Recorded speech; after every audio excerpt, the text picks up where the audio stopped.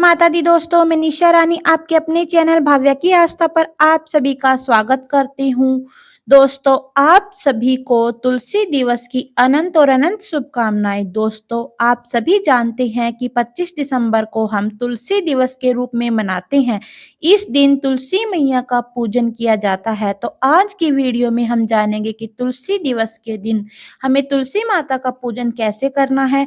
तो देखिए दोस्तों, तुलसी दिवस के दिन यानी 25 दिसंबर के दिन आप सुबह सुबह जल्दी ब्रह्म मुहूर्त में उठ जाइए और अपनी पूजा की थाली तैयार कर लीजिए। जहां पर आप तुलसी जी को विराजमान किया है वहां पर चले जाइए। वहां पर पूजा पाठ करने से पहले तुलसी के पौधे के आसपास सफाई कर लीजिएगा। वैसे तो हम हर रोज ही तुलसी का पूजन करते हैं, लेकिन 25 दिसंबर के दिन आप तुलसी जी का पूजन जरूर कीजिएगा। तो पहले तो तुलसी के पौधे के आसपास सफाई कर लेनी है, क्योंकि साफ सफाई करने के बाद ही हमें तुलसी का पूजन करना चाहिए। उसके बाद हम पूजा को शुरू करेंगे। तुलसी माता हमें अन्न धन और सौभाग्य प्रदान करती है, इसीलिए तुलसी दिवस बहुत ही महत्वपूर्ण होता है। इस दिन तुलसी महारानी की विशेष पूजा अर्चना वंदना की जाती है। तुलसी दिवस के दिन जब हम पूजा करेंगे तो सबसे पहले तुलसी के पौधे में थोड़ा सा दूध चढ़ाएंगे।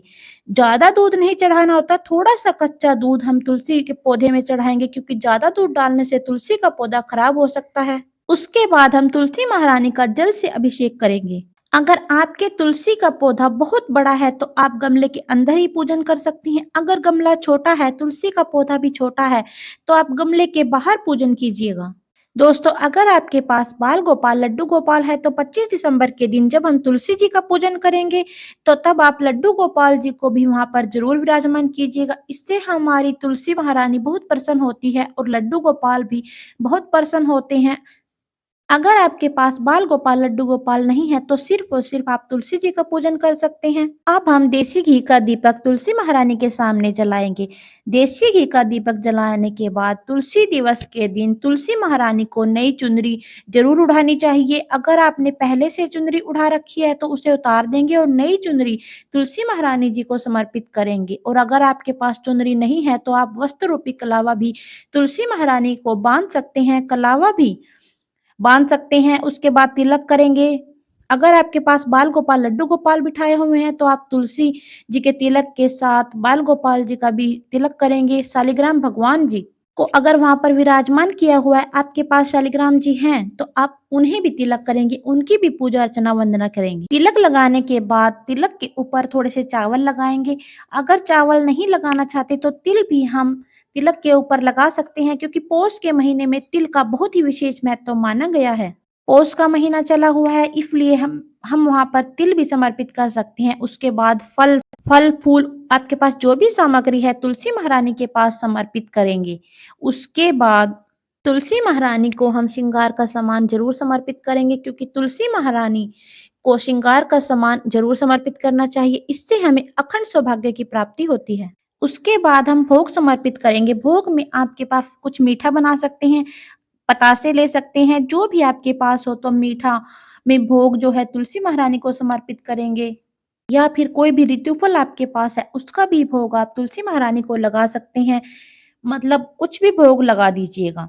तुलसी महारानी को जल पहले समर्पित कर दिया था। अभी पूजा अर्चना वंदना करने के बाद हम थोड़ी सी दक्षिणा जो भी आपसे बन पड़े समर्पित करेंगे। इसके बाद हमें तुलसी महारानी की परिक्रमा करनी होती है। तुलसी दिवस के दिन आप हो सके तो तुलसी जी की 108 परिक्रमा कीजिएगा, और कम से कम 4 तो अवश्य कीजिएगा, क्योंकि तुलसी के दिवस के दिन तुलसी महारानी की परिक्रमा करना बहुत ही शुभ माना जाता है। जितनी परिक्रमा आपसे बन पड़ रही है परिक्रमा कीजिएगा। ओम नमो भगवते वासुदेवाय नमः मैजिकल मंत्र है, इस मंत्र का जाप करते हुए तुलसी महारानी की परिक्रमा कीजिएगा। और हाँ, अगर आपकी तुलसी महारानी ऐसी जगह पर है जहां पर आप उनकी फेरी नहीं लगा सकते, तो आप जहां पर खड़े हो वहीं पर खड़े होकर परिक्रमा कर सकते हैं। लेकिन तुलसी दिवस के दिन तुलसी महारानी की परिक्रमा अवश्य और अवश्य कीजिएगा। परिक्रमा संपूर्ण होने के बाद हम तुलसी जी की आरती करेंगे। जो भी आरती आपको आती है वो कीजिएगा। हाथ जोड़कर उसके बाद अपने अखंड सौभाग्य के लिए तुलसी महारानी से प्रार्थना कीजिएगा। इस तरह से तुलसी दिवस का जो पूजन हो जाता है। उसके बाद जो भी माता रानी को अपने श्रृंगार और दक्षिणा आपने यहाँ पर चढ़ाया हुआ है, आप किसी को भी दान कर सकते हैं। जो भी आपने भोग प्रसाद चढ़ाया है उसे घर में सभी सदस्य को बांट सकते हैं। और अगर आपने बाल गोपाल लड्डू गोपाल को भी वहां पर बिठाया है तो दीपक शांत होने के बाद बाल गोपाल लड्डू गोपाल को उनके स्थान पर विराजमान कर दीजिएगा। दोस्तों इस प्रकार से बहुत ही आसान से तरीके से तुलसी दिवस के दिन तुलसी महारानी का आपको पूजन करना है। दोस्तों तुलसी दिवस के दिन आप अपने बच्चों को भी जरूर बताएं कि 25 दिसंबर को तुलसी दिवस होता है और इस दिन तुलसी मैया का पूजन किया जाता है, ताकि हमारे बच्चों को भी हमारी सभ्यता और हमारी संस्कृति के विषय में पता चल सके। तो दोस्तों ये तो हो गई सुबह के समय पूजा करने की विधि।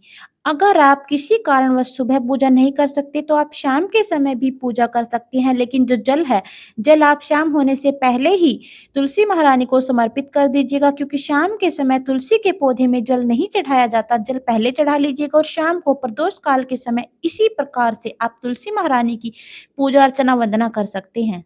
तो दोस्तों ये थी तुलसी पूजन के दिन तुलसी के पूजा की सरल विधि। अगर आपको यह वीडियो अच्छी लगी तो वीडियो को लाइक करें, हमारे चैनल को सब्सक्राइब करें। तो दोस्तों आज की वीडियो में इतना ही, फिर मिलेंगे एक नई वीडियो के साथ। तब तक के लिए नमस्कार, जय माता दी।